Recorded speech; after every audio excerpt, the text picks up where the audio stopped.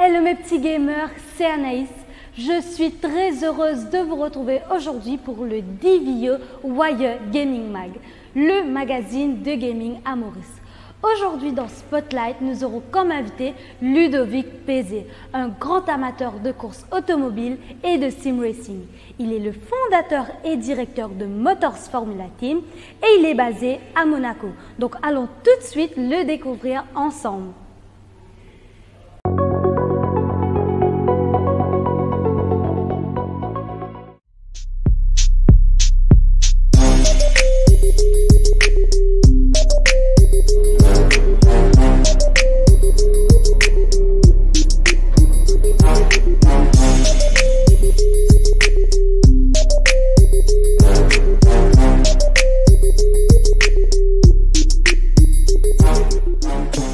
C'est Ludovic Pézé, je suis le directeur et fondateur de Motors Formula Team.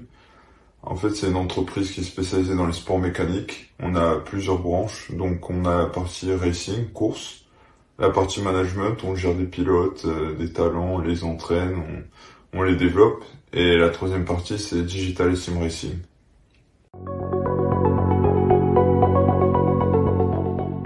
Ma passion pour le gaming, ça fait un bon moment que je l'ai. Je dirais, quand j'étais petit, j'étais déjà sur les bornes d'arcade, notamment pour ceux qui se rappellent, Sega Rally. Donc ça commençait un peu de là, et puis avec les premières consoles, Super Nintendo, Nintendo 64, PlayStation, etc., etc. Et au fur et à mesure des années, il y a eu plus en plus de jeux de voitures, si je peux appeler ça, notamment Gran Turismo, et c'est là que ma passion s'est encore plus développée pour le gaming. Le sim racing, ça m'a attiré parce qu'en fait, c'est une des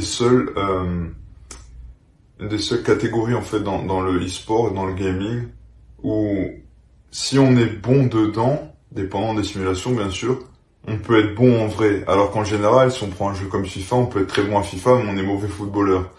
Et en plus de ça, le sim racing, ça permet de s'entraîner pour la réalité, parce que maintenant il y a moins en moins de possibilités de tester des voitures en vrai, et ça coûte super cher. Et là, on peut s'entraîner autant qu'on veut, faire des accidents, tester des réglages, etc., sans que ça coûte énormément. Donc, c'est un des gros avantages du sim racing. Et aussi, il y a vraiment une grosse communauté de passionnés de sport méca et de voitures. Donc, c'est ça qui m'a attiré. Je pense que mes plus grandes réalisations jusqu'à maintenant, c'est d'avoir participé au Grand Prix historique de Monaco en Formule 1. C'était la première fois où on a mis Maurice sur la map du sport automobile mondial, on va dire ça comme ça. MFT était présente. On a fait un bon résultat, on a eu de très bons échos. Ça a été vraiment un événement énorme, et moi qui suis né à Monaco, j'ai en quelque sorte réalisé un rêve. On a eu aussi un pilote qui a fait les 24 heures du Mans en endurance, en prototype, avec le logo MFT sur la voiture, sur le pilote, donc ça aussi c'était quelque chose d'énorme.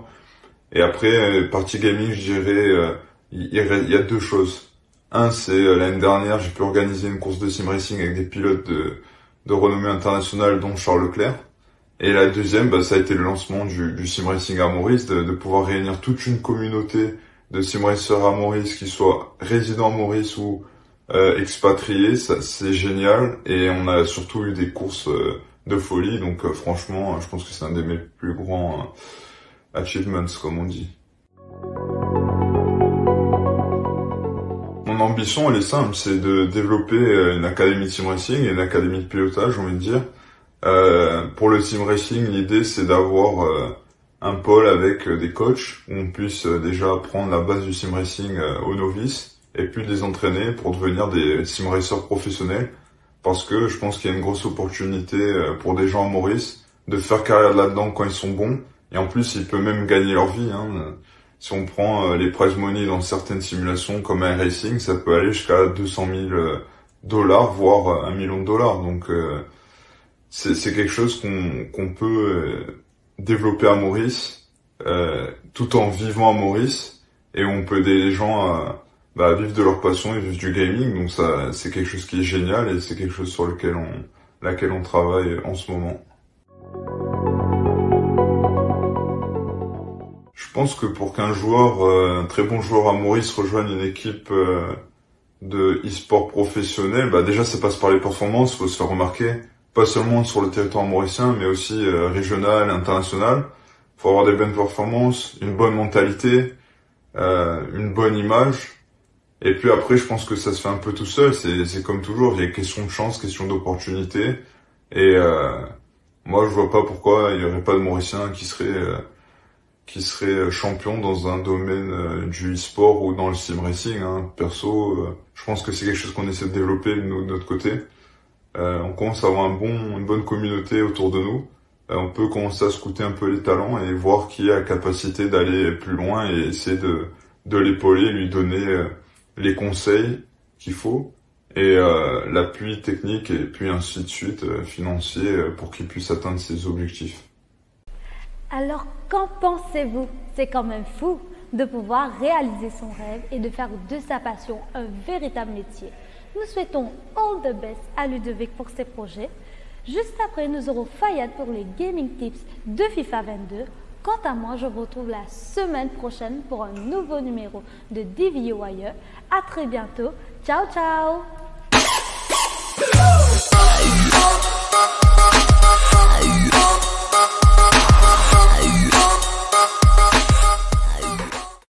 Et aujourd'hui, je vous montre juste qui formation et qui custom tactique moi jouer dans le FIFA 22 avec Paris Saint-Germain. Alors, je joue le 4-2-2-2 pour Portugal 2. Et je préfère jouer Neymar et Mbappé en ST. À cause, premièrement, Neymar il a 5 étoiles weak foot. Et dans sa là, weak foot est vraiment important. Et alors, je me refais mettre Neymar ST. Après, PC vitesse. Il est extra important dans sa là. Alors, Mbappé et Neymar en ST. Di Maria Messi dans l'aile. Mon milieu terrain, Ronaldo Verratti. Et mon l'arrière gauche, et là aussi Juan Bernat. Même je préfère servir Mendes à cause en vitesse il a le plus vite que Bernat. Et entre Kimpembe et Ramos, je préfère servir Kimpembe à cause il a plus vitesse et physiquement il est plus fort que Ramos.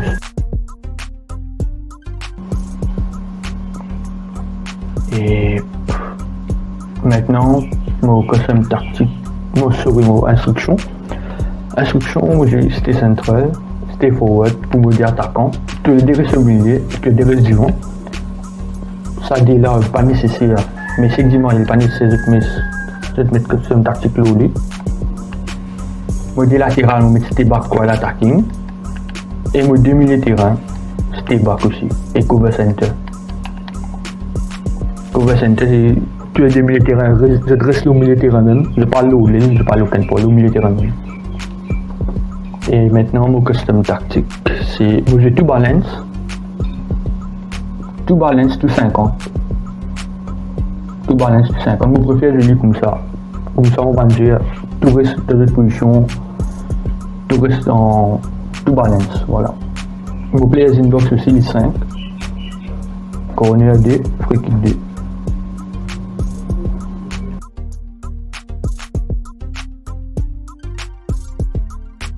Et c'est ça. Merci si vous avez apprécié la vidéo là. Et à la prochaine fois. Merci.